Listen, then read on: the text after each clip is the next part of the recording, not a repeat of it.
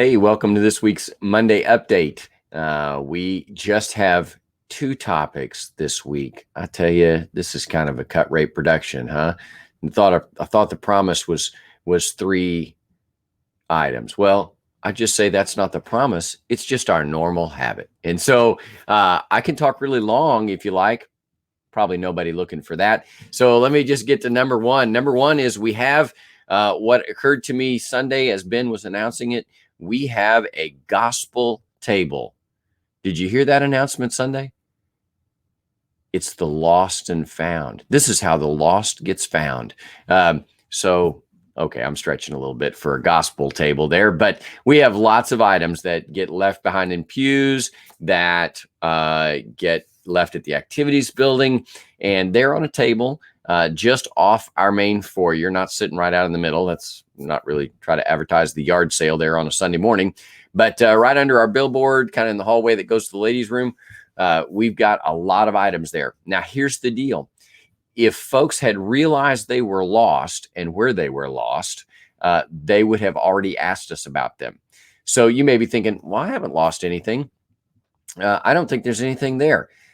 I would encourage you to do this. Go by and look at the table. Just make sure that you don't go, oh, well, I think that looks like mine.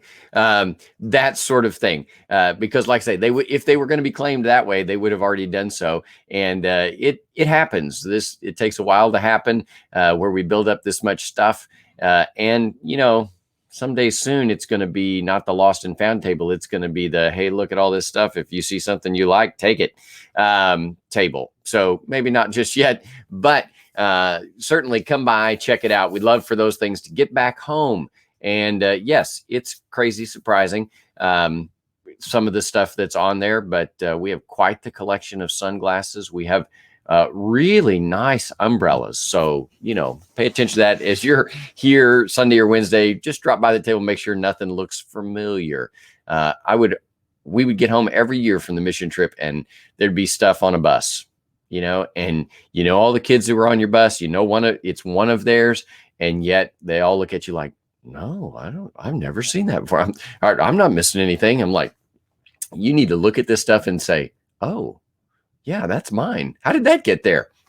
Well, it got here. So anyway, love for you to go by and look at the table, claim some of those items so they can be found. Just like we're trying to lead people to Jesus, we can find these things a home.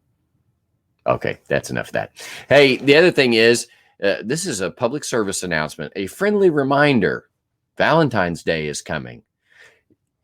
I'm reasonably convinced that Valentine's Day is almost entirely invented and promoted by Hallmark, candy companies, and restaurants. Call me cynical. Florists also. Yes. It does seem to be an opportunity to buy things for your loved one, and nothing wrong with that.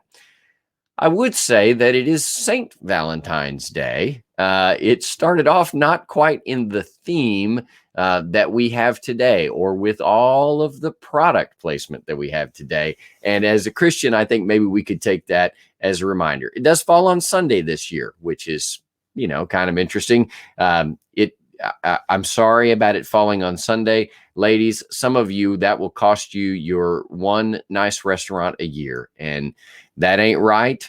And I'm going on record as saying if there's not a substitute day, then you've been cheated. And while you probably shouldn't make a lot of that, or 1 Corinthians 13 says love bears no record of wrong, keeps no record of wrongs.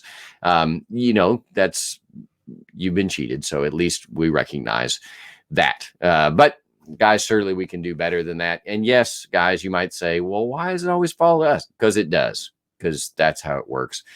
But moreover, Valentine's Day is about love. And yes, we have made it all about romantic love, and that's a wonderful thing. But if it reminds us even a little bit to show love to those around us, well, that would be a worthwhile thing. As Christians, that's what we're supposed to do. And we're supposed to love our neighbor. And in the times that we're in, not only the pandemic, but also it's the cold, frigid time of the year when nobody likes to get out, checking in on a neighbor, just saying hello, or thinking about you, or caring about you, or dropping off some cookies or Brownies, I every time one of my neighbors has dropped off a batch of Christmas goodies or some snack that they made, just because, I have always had more pleasant thoughts about them. So we could do that any way you can think to show love to those that we go to church with or to your neighbors.